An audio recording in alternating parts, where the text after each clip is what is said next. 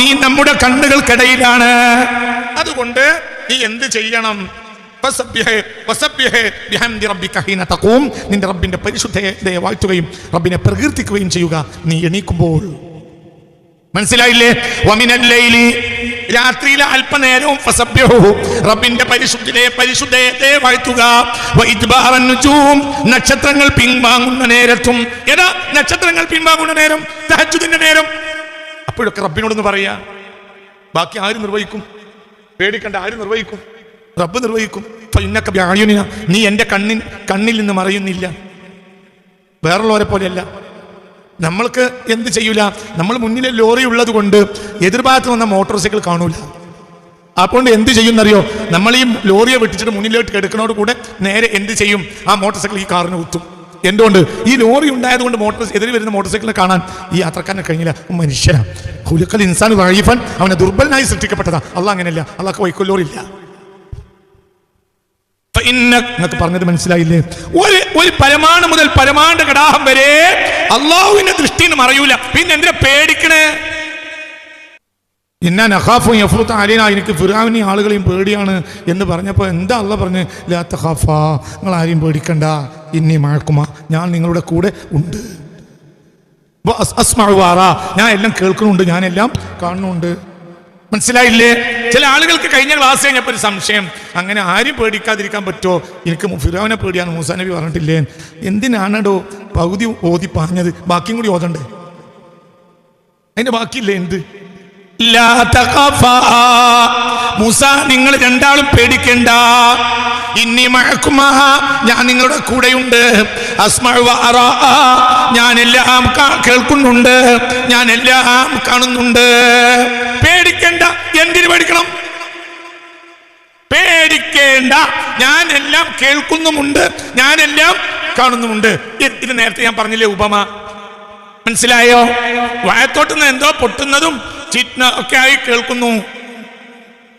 തൊഴുത്തിന് പോത്ത് 2 തട്ട് തട്ടി തൊഴുത്തിന്റെ കാലിനെ. അപ്പോൾ ഇരുട്ടത്തിനാണ് തട്ട് തട്ടിയപ്പോഴും കുട്ടിക്ക് പേടിയായി. മനസ്സിലായില്ല? കുട്ടി പുറത്തേക്ക് മൂത്രിക്കാൻ വന്നതാ.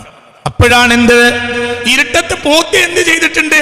തൊഴുത്തിലുള്ള പോത്ത് മേലെ 2 തട്ട് കൊടുത്തിട്ടുണ്ട് ഈ ആലയുടെ കാലിന്. ഈ ആളെ കാണാതെ 2 തട്ട് തട്ടിയപ്പോൾ കുട്ടി എന്താ പ്രത്യക്ഷത്തിൽ വിചാരിക്ക? ആരെന്നോ കൊല്ലാൻ വരുന്നുണ്ട്. മനസ്സിലായോ?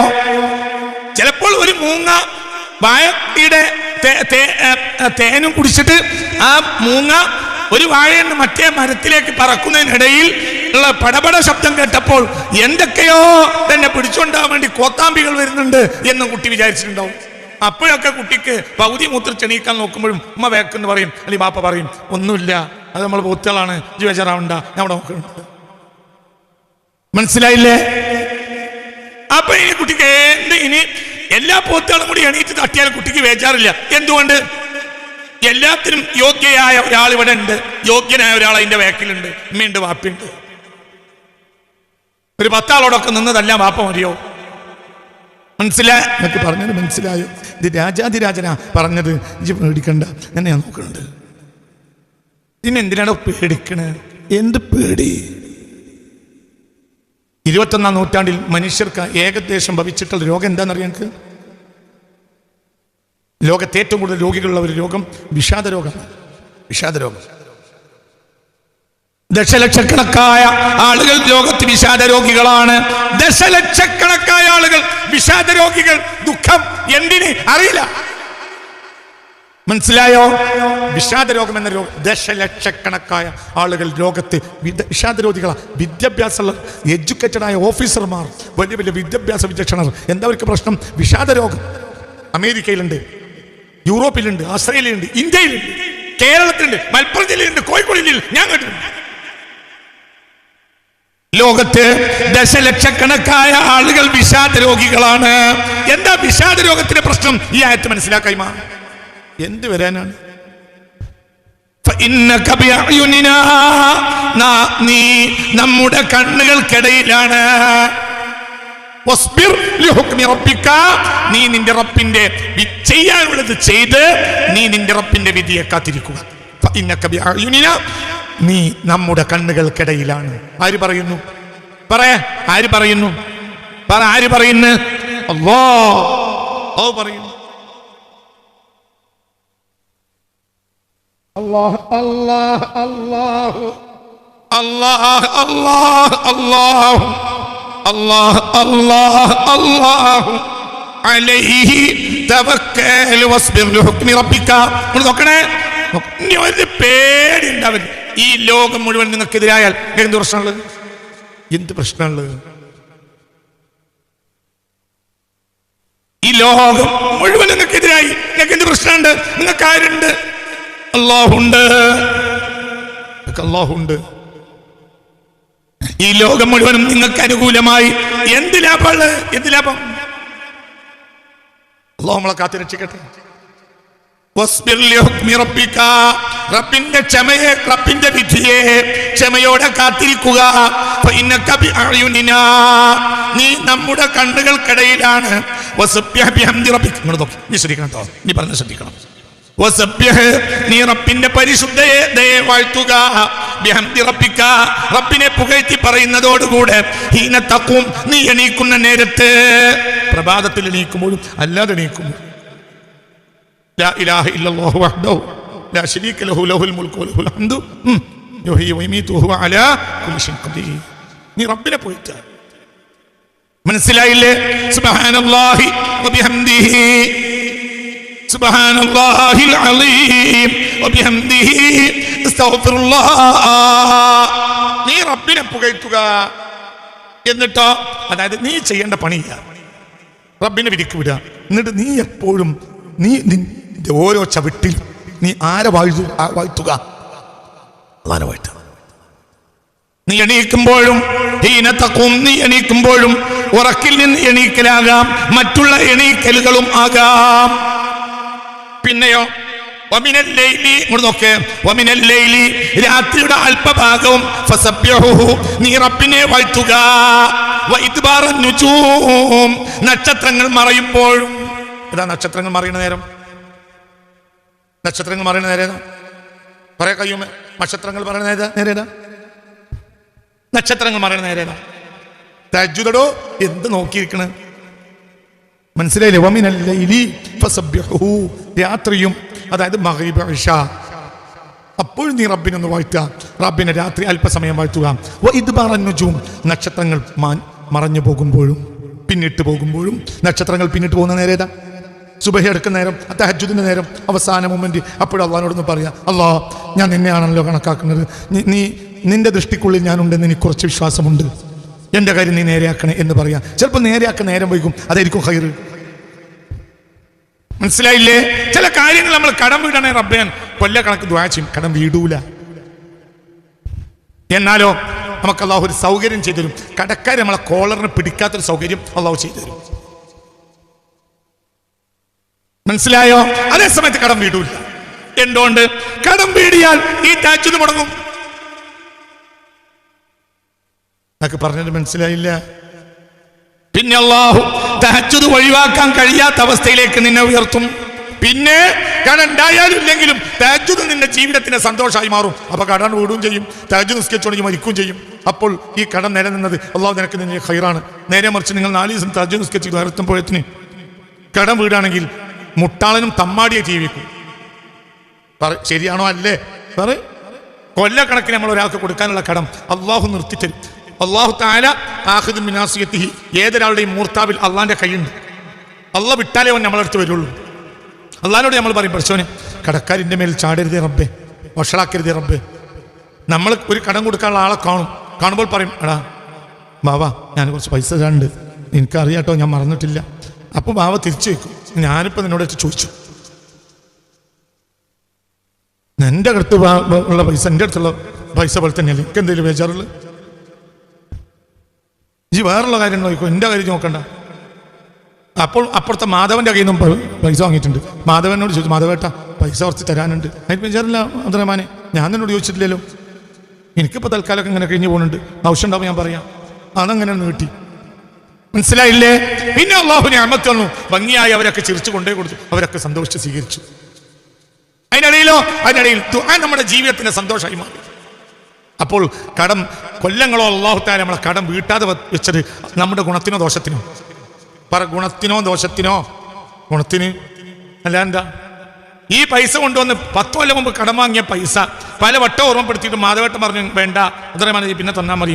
10 കൊല്ലം കഴിഞ്ഞിട്ട് ഒരു ദിവസം രാവിലെ നമ്മളെ കച്ചവടം നടന്ന് പൈസ കിട്ടി. ആ പൈസയും കൊണ്ട് 3-3.5 ലക്ഷം ഗൾഫിൽ നിന്ന് വാങ്ങിയ പൈസ മാധവേട്ടന് കൊടുക്കാനുണ്ട്.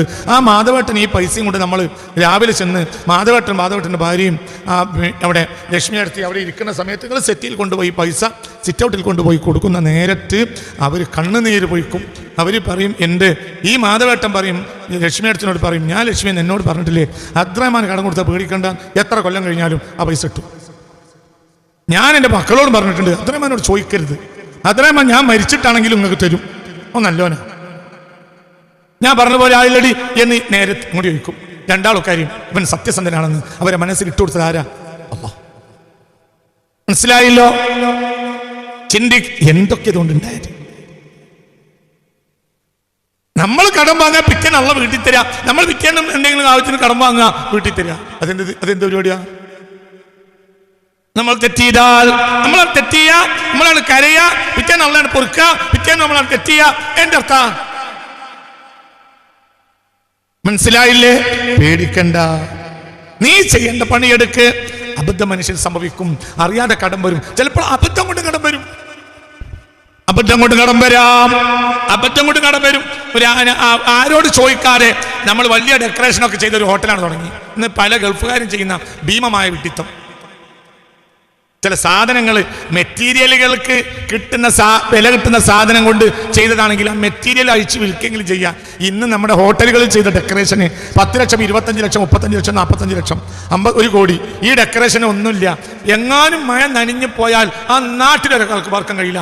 അത്രയും വലിയ, മനസ്സിലായില്ലേ? വൃത്തികേട് വാസനിക്കും പോലെ വാസനിക്കും ഈ സാധനങ്ങളൊക്കെ. മോശപ്പെട്ട മെറ്റീരിയലാ, മഴ അതിനോട് യോജിക്കൂല. മനസ്സിലായില്ലേ? ഇതൊക്കെയാണ് നമ്മൾ ചെയ്യാൻ. എന്നിട്ടോ ആരോട് ചോദിച്ചിട്ടില്ല, അന്വേഷിച്ചിട്ടില്ല. ഏത് കാര്യത്തിലും മറ്റുള്ളവരോട് മുഷാവറ ചെയ്യണം. ഇന്നീ ജാഹിലും ബിൽ ഖലീഫ, ഞാനൊരു കാര്യം ചെയ്യുന്നുണ്ട് അല്ലാഹു തആല മലക്കുകളോട് പറയേണ്ട ആവശ്യം എന്ത്? അതൊരു പാഠമാണ്. മനുഷ്യ, നീ ഒരു കാര്യം അന്വേഷിക്കാതെ ഒരു കാര്യവും ചെയ്യരുത്. മനസ്സിലായോ? പിന്നെ നമ്മൾ കൊല്ലക്കണക്കിന് പ്രാർത്ഥിക്കും, അള്ളാഹു അത് പരിഹരിക്കൂല. പിന്നെ കുറെ കാര്യങ്ങൾ പരിഹരിക്കും, പക്ഷേ അപ്പോഴത്തിന് നമ്മൾ അള്ളാന്റെ ആളായി മാറും.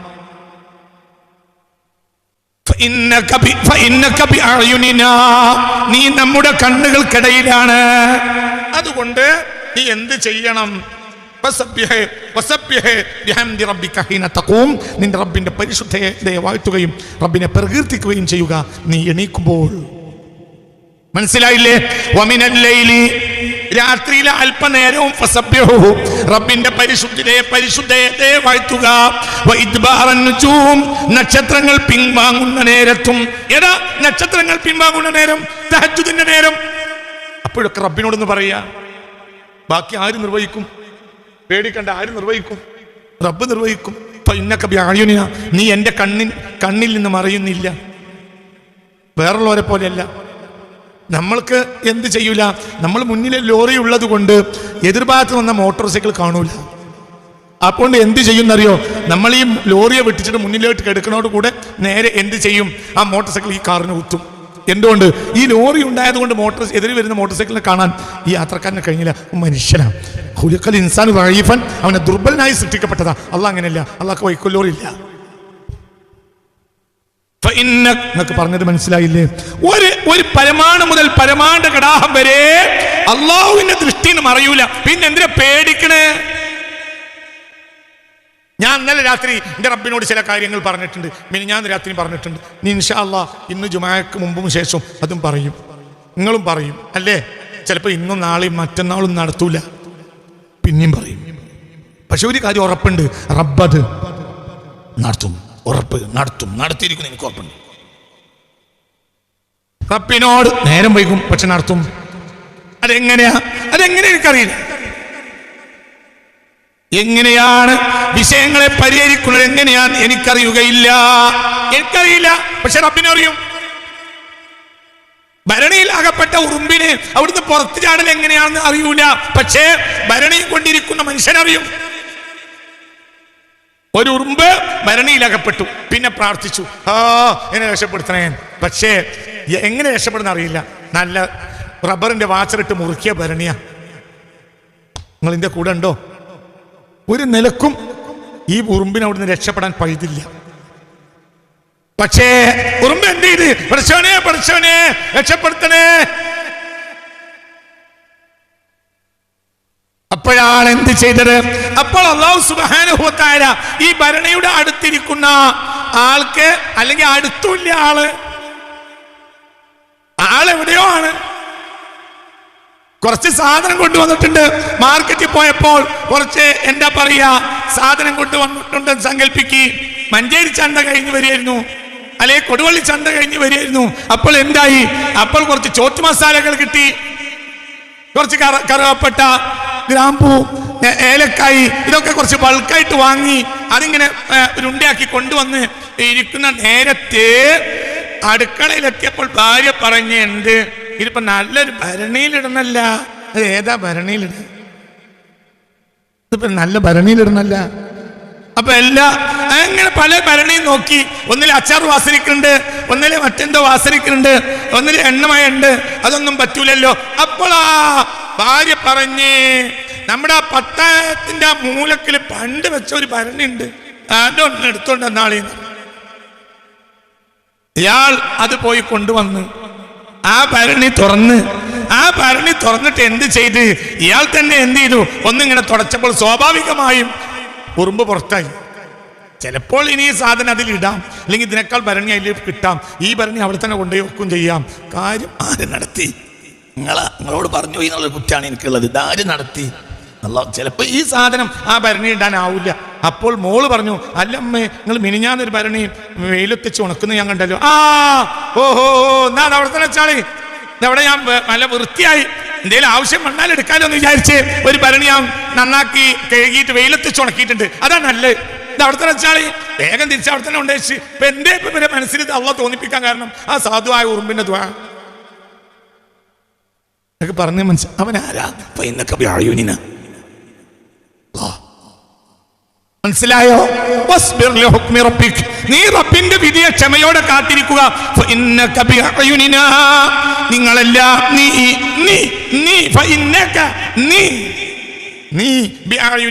എന്റെ കണ്ണുകൾക്കിടയിലുണ്ട്. നീ പോവില്ല, ഞാൻ എന്നെ നോക്കിക്കൊണ്ടേയിരിക്കുന്നുണ്ട്. നിന്നെ രക്ഷപ്പെടുത്തി. ولو علمت مراد الله من عرضي لقلت حمدا إلهي واسع الكرم فسلم الأمر للرحمن وارض به هو البصير بها للعبد من ألمي يا الله فسلم الأمر. അതുകൊണ്ട് നീ കാര്യം ഏൽപ്പിച്ചു കൊടുക്കുക. റഹ്മാൻ, റഹ്മാനായ അല്ലാഹുവിനെ, വർളബിഹി, അവനെ കൊണ്ട് നീ തൃപ്തിപ്പെടുകയും ചെയ്യുക. ഫസല്ലിമിൽ അംറ, നീ നിന്റെ കാര്യം ഏൽപ്പിക്കണം ഈ റഹ്മാൻ, റഹ്മാനായ അല്ലാഹുവിനെ. വർളബിഹി, റബ്ബിനെ കൊണ്ട് നീ തൃപ്തിപ്പെടുകയും വേണം. എന്താണ് തൃപ്തിപ്പെടുന്നത്? അവസാനം ഖൈറുണ്ടാവും. തീർച്ചയായും പേടിക്കണ്ട. നമ്മൾ ചില കാര്യങ്ങൾ കാണുമ്പോൾ എന്ന് പറഞ്ഞു ചിത്രം വരച്ച് പെയിന്റ് ചെയ്യാൻ വേണ്ടി ഒരുങ്ങിക്കൊണ്ടിരിക്കുമ്പോൾ പെയിന്റ് എന്ത് ചെയ്തു? പെയിന്റിന്റെ പാത്രം തട്ടിമറിച്ച് കുട്ടി. അപ്പോൾ ചിത്രകാരൻ കുട്ടിയോട് ദേഷ്യപ്പെട്ടു, തന്റെ വിധിയോർത്ത് ദുഃഖിച്ചു. പിന്നെ രാജാവിന് ഈ ചിത്രം പെയിന്റ് ചില ഭാഗങ്ങളിലൊക്കെ പെയിന്റായി. മനസ്സിലായോ? ഈ ചിത്രം പിന്നെ രാജാവിന് സമർപ്പിച്ചപ്പോൾ ഇയാൾക്ക് അവാർഡ് കൊടുത്തു. എന്തുകൊണ്ട്? മനസ്സിലായില്ല നിങ്ങൾക്ക്? എന്തുകൊണ്ട്? പെയിന്റ് വരേണ്ട ഭാഗത്താണ് പെയിന്റ് വന്നത്. മനസ്സിലായോ? നീ സ്വന്തം കൈ കൊണ്ട് പെയിന്റ് ചെയ്യുകയാണെങ്കിൽ അത്ര ഭംഗിയായി ചെയ്യാൻ കഴിയില്ല. അപ്പൊ നിനക്ക് ഒന്നാം അവാർഡ് തരാൻ അള്ളാഹ് തീരുമാനിച്ചു. കുട്ടി അതിലൂടെ ഓടി തട്ടിമറിച്ചു. ചൂല് കെട്ടി കുട്ടിക്ക് 4 പെട കൊടുത്തു. ചേ എന്നും പറഞ്ഞു. അവന്റെ അമ്മയെ ചീത്ത പറഞ്ഞു. ഈ ജാതി തള്ളാര് മക്കളെ വളർത്തിയാൽ ഇങ്ങനെയാ. പക്ഷേ ഇത് എന്തേ സംഭവിച്ചേ? ഇയാൾക്ക് അവാർഡ് പടച്ചോൻ തീരുമാനിച്ചിട്ടുണ്ട്. ഈ കുട്ടി തട്ടിമറിച്ചാലേ ഇയാൾക്ക് അവാർഡ് കിട്ടൂ. ഇയാളാണെങ്കിൽ ഇയാൾ അത്ര വലിയ ചിത്രകാരനൊന്നുമല്ല. നിങ്ങളിന്റെ കൂടെ ഉണ്ടോ?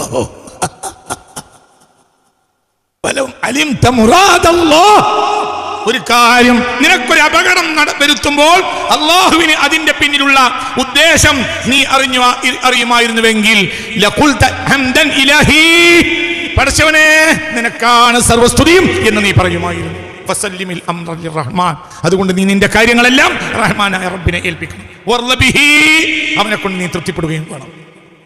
അവനാരാ? ഹുവൽ ബസീറു ബിഹാലിൽ അബ്ദി മിൻ അലമിഹി, അടിമയുടെ ഏത് വേദനയും കണ്ടുകൊണ്ടിരിക്കുന്നവൻ ഉടമക്കാരനാണ്. ഫഇന്നക ബിഅയുനിനാ, നീ ഓരോരുത്തരും എന്റെ കണ്ണിനിടയിലുണ്ട് എന്ന് അല്ലാഹു പറഞ്ഞിട്ടുണ്ട്.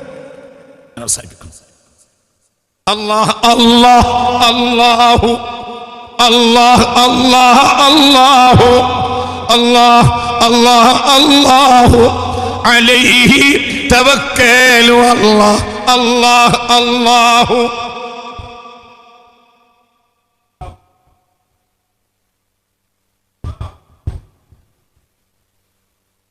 ഹസ്ബി റബ്ബി ജല്ലല്ലാഹ് ما في قلبي غير الله على النبي صلى الله لا إله إلا الله حسبي ربي جل الله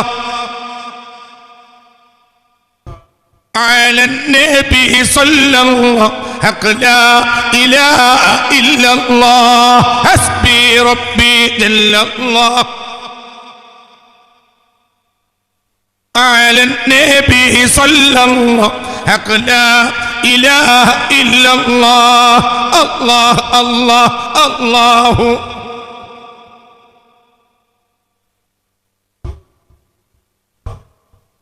عليه توكلوا. അല്ലാഹു നമ്മിൽ നിന്ന് സ്വീകരിക്കട്ടെ. ഒരു പേടിയും വേണ്ട, ഒരു വിഷാദവും വേണ്ട. ഈ ഭൂമിയിൽ ഒരാൾക്കും നിന്നെ ഒന്നും ചെയ്യാൻ കഴിയില്ല. നിനക്കൊരു ഉടമക്കാരനുണ്ട്, ആ ഉടമക്കാരന്റെ മേൽനോട്ടത്തിലാണ് നീ ജീവിക്കുന്നത്. ഞാൻ പേടിക്കുന്നു, ഒരു പേടിയും വേണ്ട, ഒന്നും വേണ്ട. ആകാശം മുഴുവനും കൂടെ ശത്രുവായി വന്നാലും ഒന്നും എനിക്ക് സംഭവിക്കൂല എന്നാണ് ഈ ക്ലാസ്സിനിടയിൽ, ഈ 101ാമത്തെ ക്ലാസ്സിനിടയിൽ എനിക്കല്ല പഠിപ്പിച്ച പാഠം. ഈ ലോകമൊക്കെ റഹ്മത്തുള്ള നിനക്കെതിരായാലും നീ പേടിക്കണ്ട, അല്ലാഹു എതിരായി പേടിക്കണം. നിങ്ങളൊക്കെ എനിക്ക് അനുകൂലമായി, അല്ലാഹു എതിരായാൽ രക്ഷപ്പെടില്ല. മനസ്സിലായോ? ഈ ഇരുകാലികളെ പേടിപ്പിച്ചിട്ട് എന്തിനാണ് നടക്കുന്നത്? ഇരുകാലികൾ കളവ് ചെയ്യുമ്പോഴും സിന്ദാബാദ് വിളിക്കുന്ന വിഡ്ഢികളാണ് ഇന്ന് മനുഷ്യൻ. നാലും അവന്റെ പിന്നിൽ നിന്ന് സിന്ദാബാദ് സിന്ദാബാദ് എന്ന് പറയാം. കള്ളപ്പഹയനായ ഈ കള്ളപ്പഹയൻ ചെയ്യുന്ന തെറ്റ് കണ്ടിട്ട് പിന്നെയും നേതാവിന് സിന്ദാബാദ് വിളിക്കുക. എന്തുകൊണ്ട്? ഇവരില്ലെങ്കിൽ നമ്മളെ കാര്യം പഞ്ചായത്തിൽ നടക്കൂല, ഇവരില്ലെങ്കിൽ ആ കാര്യം നമ്മൾ എന്തെടൂ, ഇവനൊക്കെ പോയാൽ ഇതിനൊക്കെ ഭംഗി നടക്കൂല, ഇവനൊക്കെ ഇവിടെ ആരായിരുന്നു? മനസ്സിലായോ? ഏത് നേതാവ് തെറ്റ് ചെയ്താലും തെറ്റിനെ തിരുത്തി കൊടുക്കേണ്ട ബാധ്യത അനുയായികൾക്കുണ്ട്. ഇന്ന് അങ്ങനെയല്ല. ഇന്ന് മനുഷ്യന് വിദ്യാഭ്യാസവും അടിമത്വവും ഉണ്ട്. മനുഷ്യന് വിദ്യാഭ്യാസം ഉണ്ടെങ്കിൽ അതിനേക്കാൾ അടിമത്താണുള്ളത്. അടിമകളാണ്, ഒക്കെ അടിമകളാണ്. പണ്ട് അങ്ങനെയല്ല. പണ്ട് ആരെന്ത് ചെയ്താലും മനുഷ്യന്മാർ, വിവരമില്ലാത്ത മനുഷ്യന്മാരാണെങ്കിലും അവർ പറയും അത് വണ്ടി വിട്ടളാം. എന്നൊക്കെ പറഞ്ഞത് മനസ്സിലായോ?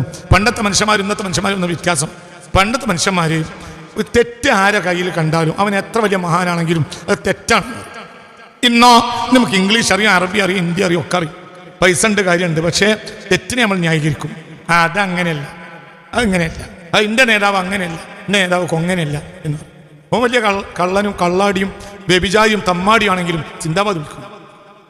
എൻ്റെ അല്ലെങ്കിൽ എനിക്ക് ജീവിതമില്ല എന്നാണ് ഈ വിഡ്ഢിയായ അനുയായി വിചാരിക്കുന്നത്. ഈ ഇരുകാലിയായ നേതാവിൻ്റെ പിന്നാലെ നടന്നിട്ട് അള്ളാനെ ദേഷ്യപ്പെടുത്തി ഈ ഇരുകാലിക്ക് പിന്തുണ കൊടുത്തിട്ട് എന്താടാ കാര്യം? ഏതടാ നേതാവ്? ആരടാ നേതാവ്? അള്ളാഹു അള്ളാന്റെ റസൂലും പറഞ്ഞത് അനുസരിക്കുന്നവരല്ലാതെ ആരടാ അവിടെ നേതാവ്? ഏത് നേതാവിനെ അനുസരിക്കാം? ഒരു നിയമമുണ്ട്, അള്ളാന്റെ നിയമം നിയമാക്കണം. മനസ്സിലായോ? ചിന്തിക്കുക. ഇനി അവൻ മുസ്ലിം അല്ല ആയിക്കോട്ടെ, ഒരു മുസ്ലിം അല്ലാത്ത നേതാവിനെ സ്വീകരിക്കാം. പക്ഷെ അവൻ ജനക്ഷേമ തൽപരനായിരിക്കണം. മനസ്സിലായോ പറഞ്ഞത്?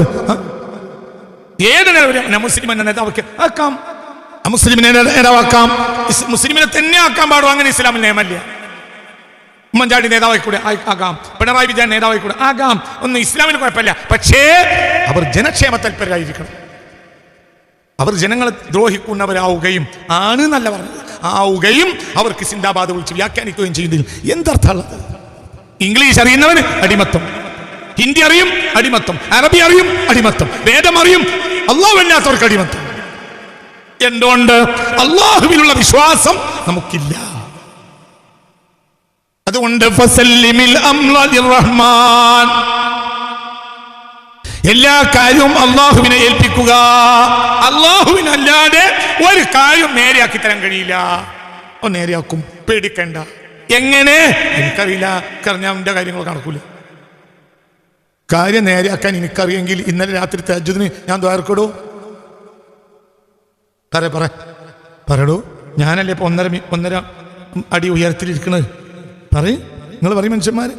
എനിക്ക് എന്റെ കാര്യങ്ങളൊക്കെ ലെവലാക്കാൻ കഴിയുമെങ്കിൽ ഞാൻ ഇന്നലെ അള്ളാഹുവിനോട് ദ്വാരക്കോ ഇല്ല, ഇന്ന് ദ്വാരക്കോ ഇല്ല, ഇന്നലെ മിഞ്ഞാന്ന് ദ്വാരിച്ചു ഇല്ല. അപ്പൊ എന്താ എന്റെ വിഷയം? എന്റെ കാര്യം നേരെയാക്കാൻ എനിക്ക് കഴിയില്ല. അപ്പൊ ഞാൻ അള്ളാഹുനോട്, അല്ലാഹ് എന്റെ കാര്യം നീ നേരെയാക്കി തരണം. എനിക്കറിയില്ല. എങ്ങനെയാണ്? ഏതുപോലെ? ഭരണിയിൽ അകപ്പെട്ട ഉറുമ്പിനെ പോലെ. രക്ഷപ്പെടുത്താൻ ആർക്ക് കഴിയും? അള്ളാഹ് കഴിയും. ഒരു സെക്കൻഡ് രക്ഷപ്പെടുത്തിയില്ലേ ഉറുമ്പിനെ? അതുകൊണ്ട് ഫസല്ലിമിൽ അംറ ലിർറഹ്മാൻ, കാര്യം ആരെ ഏൽപ്പിക്കുക? അള്ളാഹുവിൽ അചഞ്ചലമായ വിശ്വാസം ഉണ്ടാവുക. തൗഹീദ് അങ്ങ് തല്ലുകൂടാണ് ഏകദേശം 100 കൊല്ലമായി കേരളത്തിലെ മുസ്ലിമീങ്ങൾ ചെയ്തിട്ടുള്ളത്. അതിന്റെ സൗന്ദര്യം ആസ്വദിക്കാൻ ഇവർക്കൊന്നും കഴിഞ്ഞില്ല. മനസ്സിലായില്ല? കേരളത്തിലെ മുസ്ലിമീങ്ങൾ ഈ 100 കൊല്ലത്തിനിടയിൽ ചെയ്തിട്ടുള്ളത് തൗഹീദ് പറഞ്ഞ തല്ലുകൂടുക. എന്താണ് ഈ തൗഹീദ്? ആരാണ് റബ്ബെന്നും എന്താണ് ഈ റബ്ബിന്റെ മഹത്വം എന്നും മനസ്സിലാക്കി കൊടുക്കുന്ന കാര്യത്തിൽ വമ്പൻ പരാജയം സമൂഹത്തിൽ സംഭവിച്ചിട്ടുണ്ട്. അതാണ് സമൂഹത്തിന് ഇന്ന് വന്നിട്ടുള്ള പ്രശ്നങ്ങളുടെ മുഴുവനും കാരണം. മനുഷ്യന്മാർക്ക് നിസ്കരിക്കാൻ അറിയും, അള്ളാഹിനെ അറിയില്ല. നോമ്പൊൽക്കാൻ അറിയും, അള്ളാഹിനെ അറിയില്ല. സുന്നത്തും പോൽക്കും, അള്ളാഹിനെ അറിയില്ല. മനസ്സിലായില്ലേ? സുന്നത്തും പോൽക്കാണെങ്കിലും ഈ തമ്മാടിക്ക് സിന്ദാബാദ് വിളിക്കും. എന്തേ? അള്ളാഹിനല്ല, ഇവനെ തൃപ്തിപ്പെടുത്തണം, എന്നാലേ കാര്യം നടക്കുള്ളൂ എന്നാ വിശ്വസിക്കുന്നത്. മാസം ഉമ്രക്കും പടച്ചോനെ അറിയില്ല, കഅബനെ അറിയും, അള്ളാഹിനെ അറിയില്ല. അള്ളാഹുവിനെ അറിയാതെ കഅബയെ അറിഞ്ഞിട്ട് എന്താ കാര്യം? ചിന്തിക്ക്. കഅബയെ അല്ല അറിയേണ്ടത്. കഅബ മനിസ്തത്വാ ഇലൈഹി സബീല, കഴിയോങ്കി വന്നാ മതി. അള്ളാഹിന്റെ അടുത്തേക്ക് കഴിയോങ്കി വന്നാ മതിയോ? പറയ മനുഷ്യ, അള്ളാഹുവിനെ കഴിയെങ്കിൽ അള്ളാഹിനെ പഠിച്ചാൽ മതിയോ? അള്ളാഹിനെ പഠിക്കണ്ടേ? അള്ളാഹുവിന്റെ മഹത്വം പഠിക്കാതെ എന്ത് സന്തോഷമുള്ളത്? എനിക്ക് റബ്ബുണ്ട് എന്ന് ഞാൻ വിശ്വസിക്കുക. എന്റെ ഭാര്യ വിശ്വസിക്കണം, അവൾക്കൊരു റബ്ബുണ്ട്, എന്നെ എന്റെ റബ്ബ് രക്ഷിക്കും എന്ന് അവൾക്ക് വിശ്വാസമില്ലെങ്കിൽ ഞാൻ എന്ത് ഹറാമ് പറഞ്ഞാലും അവൾ വഴിപ്പെടും. നേരെ മറിച്ച് അവൾക്കൊരു റബ്ബുണ്ട്, ഈ കാക്ക അല്ലെങ്കിൽ ഇന്നെ എന്റെ റബ്ബ് രക്ഷിക്കും എന്ന് അവൾക്ക് വിശ്വാസം ഉണ്ടെങ്കിൽ ഹലാല് പറഞ്ഞാൽ വഴിപ്പെടും, ഹറാം പറഞ്ഞാൽ പോയി കാക്കയെ പണി നോക്കുന്നത്. നിങ്ങൾക്ക് പറഞ്ഞത് മനസ്സിലായോ? പറയും മനുഷ്യന്മാര്, മനസ്സിലായില്ലേ? എന്തുകൊണ്ടാണ് എല്ലാ തോന്നിയാസം ചെയ്തിട്ടും ഈ പെണ്ണ് ക്ഷമിക്കണം? എന്തുകൊണ്ടാ? അള്ളാഹുവിന് വിശ്വാസമല്ല. നിസ്കാരം വിട്ട് അള്ളാഹു വിശ്വാസമല്ല. നോമ്പുണ്ട്, അള്ളാഹു വിശ്വാസമല്ല. പോയി കാക്ക പണി നോക്കി, നിങ്ങൾ ചെയ്യുന്ന ഹറാമിനൊക്കെ ഞാൻ കൂട്ടുക, പോയി കാക്ക പണി നോക്കി എന്ന് പറയാൻ അവർക്ക് കഴിയാത്ത എന്തുകൊണ്ടാ? എനിക്ക് റബ്ബുണ്ട് എന്ന വിശ്വാസം അവൾക്ക് ശക്തമായ ഹൃദയത്തിൽ കൊണ്ടുവരാൻ കഴിഞ്ഞിട്ടില്ല. ഉസ്താദ് പഠിച്ചിട്ടുണ്ട്, പരീക്ഷ ജയിച്ചോണ്ട് അള്ളാഹ് ഇവിടെ കയറൂലല്ലോ. മനസ്സിലായില്ല? പരീക്ഷ 10ാം ക്ലാസ് മദ്രസ പാസ്സായതുകൊണ്ട് അള്ളാഹ് ഇവിടെ ഉണ്ടാവും.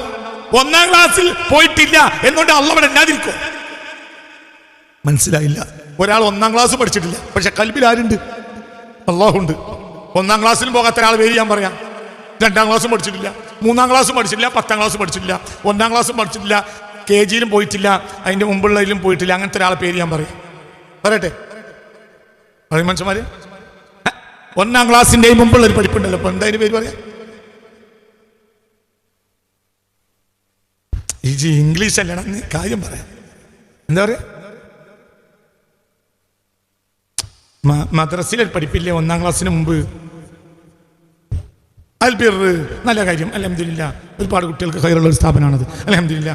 ഞാൻ നിങ്ങളൊരു രഹസ്യം പറഞ്ഞുതരാം. അൽബിറിലും പോയിട്ടില്ല, 1ാം ക്ലാസ്സും കണ്ടിട്ടില്ല, 2ാം ക്ലാസ്സും കണ്ടിട്ടില്ല, 3ാം ക്ലാസ്സും കണ്ടിട്ടില്ല. അങ്ങനത്തെ ഒരാളെ പേര് പറയട്ടെ? മുഹമ്മദ് മുസ്തഫ. നമുക്കോ 1, 2, 3, 4, 10 കേമം കയറി അവാർഡോട് കൂടി വന്നതാ. അള്ളവിടെ ഇല്ല. ആ മനുഷ്യൻ സല്ലല്ലാഹു അലൈഹി വസല്ലം അൽബിർ പോയിട്ട് 1ാം ക്ലാസ് വരെ കണ്ടിട്ടില്ല. ആ മനുഷ്യൻ ഇവിടെ അല്ലാതെ വേറെ ആരും ഇല്ല. വ്യത്യാസം. പരീക്ഷയിൽ പാസ്സായ പെണ്ണെട്ടുമ്പോ പെരക്കാർക്ക് കാണിച്ചു കൊടുക്കുക. പെണ്ണിനെ കെട്ടിക്കുമ്പോ പുതിയാപ്പള്ള പെരക്കാർ കുട്ടി എത്ര വരെ പഠിച്ചിട്ടുണ്ട് എന്ന് പറയുമ്പോൾ ഇവളമ്മക്ക് പറയാം, ആ ലാമിനേറ്റ് ചെയ്തിട്ടുള്ള അന്ന് പണ്ട് ആ നബിദിനോത്തിന് സർട്ടിഫിക്കറ്റ് കുഞ്ഞാളെ അതും കണ്ടെടുക്കേ. 10ാം ക്ലാസ്. അപ്പൊ മറ്റേ പുതിയാപ്പള്ള ഉമ്മി നോക്കി 10ാം ക്ലാസ് പഠിച്ചു. കുഴപ്പമില്ല, 10ാം ക്ലാസ് പഠിച്ചാണ്.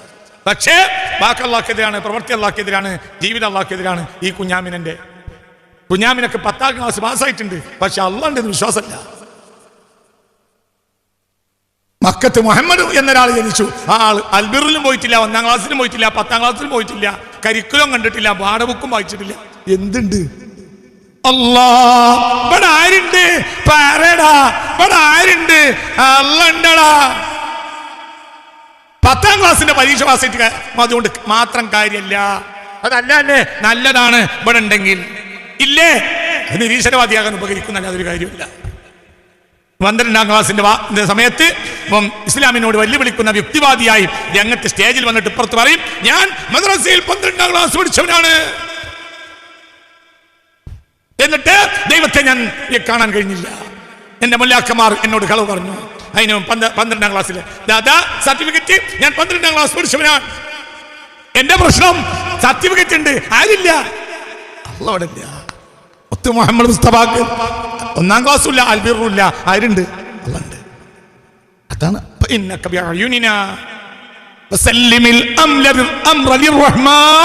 കാര്യം ആരെ ഏൽപ്പിക്ക്? അല്ലാഹ്. പേടിക്കണ്ട, പേടിക്കണ്ട. അള്ളാഹു നമ്മെ രക്ഷപ്പെടുത്തും. അള്ളാഹു രക്ഷപ്പെടുത്തി തരട്ടെ.